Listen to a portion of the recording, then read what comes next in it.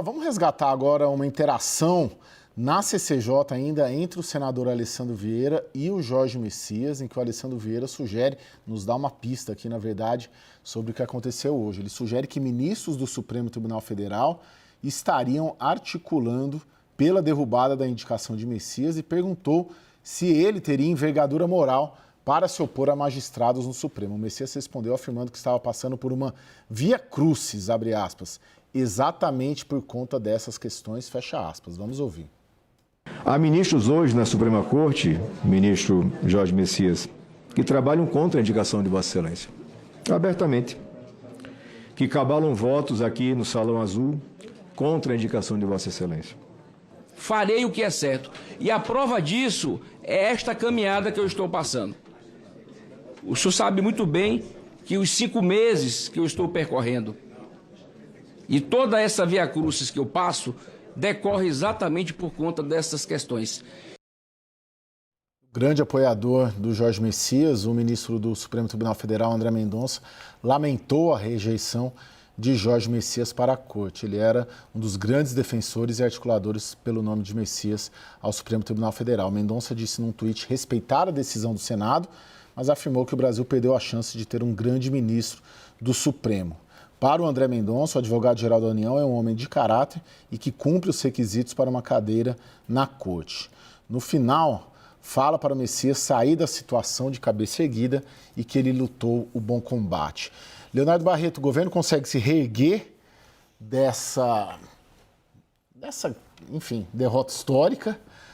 Ou tem muita gente, seria um exagero dizer, de um fim já simbólico, claro, do governo Lula III? Olha, Caio, eu acho que não se pelo menos nesse ano, nesse mandato, é muito difícil ele recompor, né? Até porque, como a gente relatou, é um governo que está caminhando para um processo eleitoral difícil e, enfim.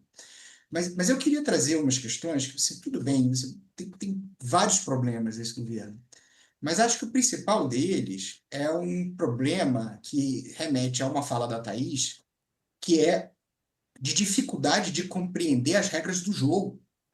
E aí tem a ver com a fala da Thaís, porque instituições são regras do jogo.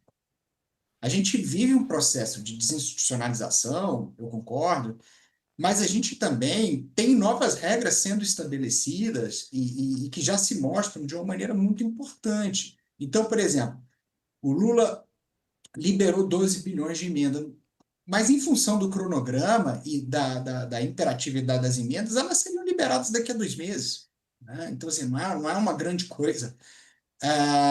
O Senado impôs, né, essa derrota, e o que o governo vai fazer? Não pode fazer nada, né? Não pode fazer nada, vai demitir ali, né, gente empregada, mas institucionalmente ele tem muita dificuldade. Agora, eu queria chamar a atenção, né, para o que vai acontecer entre o Congresso e o Supremo. Tá?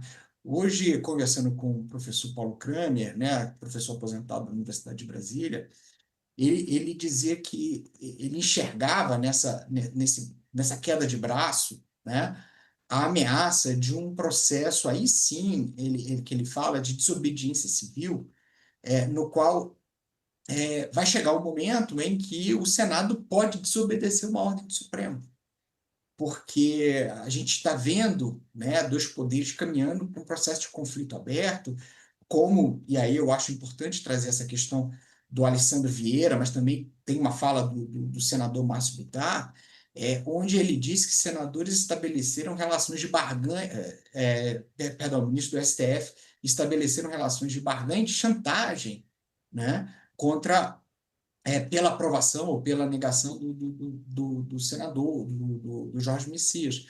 Então, eu enxergo que aqui a gente está vendo a consolidação de uma relação muito altiva do Congresso com o governo, embora, né, o governo tenha ali seus mecanismos para seduzir ainda, né? Lembrando que há 2 semanas atrás o PT aprovou o ministro do TCU, né, uma vitória muito importante na Câmara dos Deputados, mas eu vejo também, e ali a Câmara dos Deputados dizendo para o governo, olha, a gente cumpre acordo, E hoje, eu acho que o Congresso mandou um outro recado, e isso é o que a gente faz com quem não cumpre acordo. Enfim, ele se reafirma em relação ao Executivo, mas o que me preocupa, dentro da esteira do que a Thaís trouxe, é a desinstitucionalização, a quebra das regras da relação do Supremo com o Senado, e essa resposta muito forte que o Senado dá hoje a tudo que está acontecendo, inclusive com amparo popular, porque houve uma mobilização gigante nas redes em torno dessa indicação, né? Se isso não pode caminhar ali na frente, um processo de desobediência civil, o que nos levaria para um impasse muito importante. Ô Felipe, hoje, em razão principalmente do caso Master, tem uma divisão ali de alas, né, no Supremo Tribunal Federal, e você sabe disso melhor do que nós. Uma ala que defende o avanço das investigações, defende código de ética, defende transparência, Fachin, André Mendonça, Fux, Carmen Lúcia. E tem uma outra ala, né, uma ala mais vocal, Alexandre de Moraes, Gilmar Mendes, Flávio Dino, né? E as falas ali, né, o Léo coloca o Márcio Bittar, mas tem também a fala que a gente mostrou do Alessandro Vieira, sugerindo uma articulação dessa ala com o Davi Alcolumbre, justamente para derrubar um nome que provavelmente seria alguém do grupo do André Mendonça, do Fachin ali internamente. Você tem informação, você acredita que de fato houve uma operação do Supremo ou de integrantes do Supremo Tribunal Federal em um sentido ou em outro, de ajudar a aprovar o Jorge Messias ou de derrubá-lo? Caio, a gente viu o ministro Cristiano Zanin, por exemplo, fazendo aquela reunião em sua casa e chamando Alexandre de Moraes e o próprio Davi Alcolumbre para se reunirem com Messias, e até parte da imprensa disse que Davi Alcolumbre foi pego de surpresa, o que não é nem da feição de Cristiano Zanin fazer isso, ou convidando um colega para sua casa e o presidente do Senado. Ali foi uma reunião realmente para tentar pavimentar esse caminho do Jorge Messias. A gente, obviamente, sabe que uma reunião infrutífera, mas sim, teve a articulação de outros ministros do Supremo, e alguns deles, Caio, até como o senador Alessandro Vieira mencionou, desde o princípio diziam que não era o melhor nome. Quando o presidente Lula escolheu Jorge Messias, noticia-se ou se fala no Supremo que o próprio ministro Flávio Dino expôs ao presidente da República que não era o melhor nome. Flávio Dino falou diretamente para o presidente Lula que aquele não era o melhor nome, que talvez o melhor nome naquela circunstância fosse sim de Rodrigo Pacheco. E a mesma percepção tinham outros ministros do Supremo. O ministro Gilmar Mendes, apesar de ter trabalhado até certo ponto para ajudar Jorge Messias, né, ou a partir de certo ponto para ajudar Jorge Messias, assim como o ministro Alexandre de Moraes também não escondia a preferência ou a percepção de que Rodrigo Pacheco fosse melhor para essa vaga. E aí a gente vê o resultado. Eu não saberia te dizer, Caio, se foi da forma como o Alessandro Vieira está mencionando, né, deles cabalando votos. Até troquei mensagem hoje com um dos ministros do Supremo, ele diz o seguinte: olha, eu estou aqui cuidando dos meus processos. Parece até que, inclusive, já estava plantando um álibi para dizer que ele não tinha absolutamente nada a ver com aquilo. Mas também fica claro, nessa divisão interna que você mencionou, que para o ministro André Mendonça não foi uma boa notícia. Não foi uma boa notícia a rejeição do Messias. E vou te dizer algo mais, viu, Caio? O Supremo já sabia desde ontem desse risco grande da rejeição. O presidente Fachin tinha sido avisado, outros ministros já vinham conversando sobre esse cenário para hoje. Já estava um clima preparado nesse sentido. Essa ala que você mencionou, que não é tão próxima assim do Edson Fachin, já sabia mais ou menos desse movimento, até por isso. E claro, né, o Daniel Rittner estava no Senado, faz a sua análise política, a minha vem mais do Supremo, mas esse comentário de que isso poderia ser já uma certa ligação, aliança de parte do Supremo com Davi Alcolumbre, pensando num futuro governo e uma proteção institucional para o STF. Daniel? Eu vejo um pouco um recado, Felipe, Caio, numa outra direção. Para a gente entender a votação de hoje, o retrato pós-votação foi o seguinte, e foi muito bem articulado, em silêncio, tão em silêncio quanto houve ali o silêncio bem-sucedido na vitória da oposição ao emplacar a presidência e relator na CPMI do INSS, 6 meses atrás, 4 meses atrás. Quando vai esquentando o processo de sabatina e de votação, a minha apuração indica que Davi Alcolumbre manda o seguinte recado ali para a direita bolsonarista: vocês precisam entregar 30 votos. Se vocês tiverem absoluta convicção de entregar 30 votos, outros 15 eu garanto. A questão é se vocês entregam os 30. E aí a gente falou muito de traição nos últimos dias.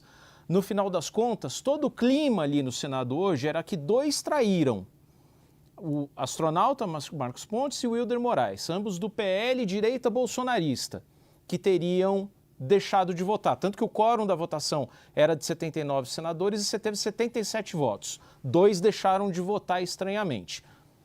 Supostamente o astronauta Marcos Pontes e o Wilder Moraes.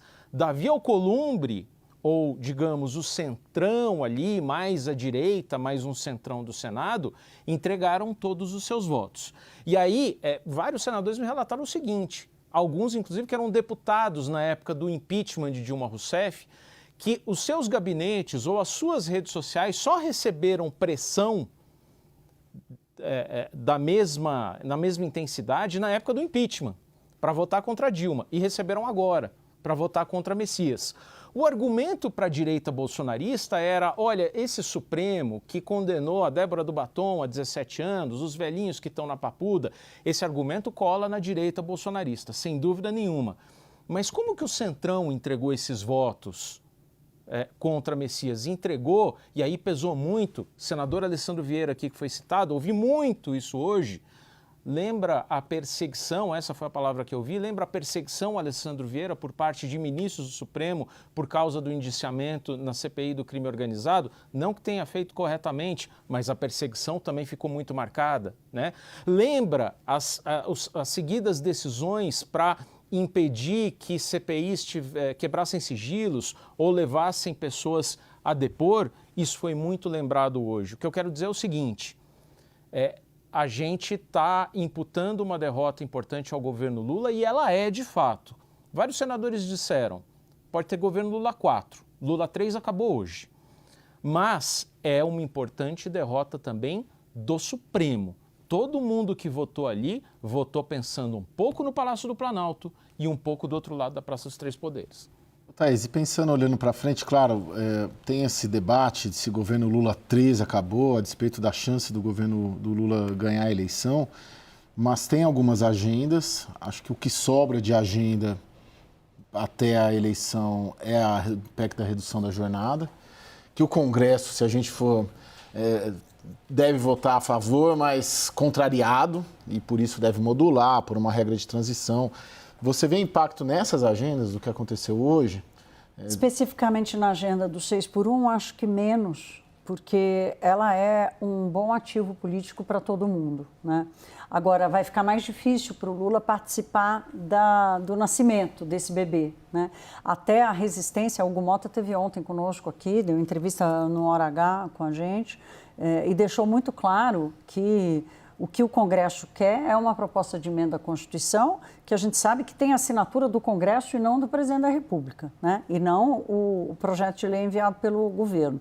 Mas a pauta da escala 6x1 é uma pauta em que o Congresso vai tocar sozinho, inclusive para fazer as modulações que o governo gostaria de evitar, modulações muito fortes, tanto de transição quanto da fórmula, e que provavelmente deve perder poder nisso. Agora, tem outras pautas, Caio, que preocupam enormemente. O Banco Central tem 2 diretores a menos. A Comissão de Valores Mobiliários está sem presidente e sem diretores. O próprio STF está sem uma cadeira. Então, aquela história da institucionalidade, de quebrar as regras e tudo, porque o presidente Lula não vai... Você acha que ele vai correr o risco de indicar o nome mais técnico que seja? Não vai ser uma pessoa que sai de dentro do Ministério da Fazenda, como gostaria o ex-ministro Fernando Haddad, que tem que é claramente uma pessoa que não se encaixa numa diretoria do Banco Central, que era o caso do Guilherme Mello, tanto que o governo já até desistiu. Mas, assim, mesmo que a escolha seja uma escolha muito técnica, se o governo vai correr o risco de indicar, então quer dizer que nós vamos passar um ano com o Banco Central, faltando 2 diretores, com o Congresso Nacional sem avaliar a independência financeira para o Banco Central dar conta, inclusive, de se aparelhar melhor para enfrentar as mudanças no sistema e todo o estrago provocado pelo Master. De novo, aqui tem um peso institucional aqui de um desarranjo que talvez os senadores nessa coisa de impor o custo não botaram tudo nessa conta. O governo não calculou antes também o governo muito menos. E o risco dessa derrota e as consequências, né? O governo muito menos, né?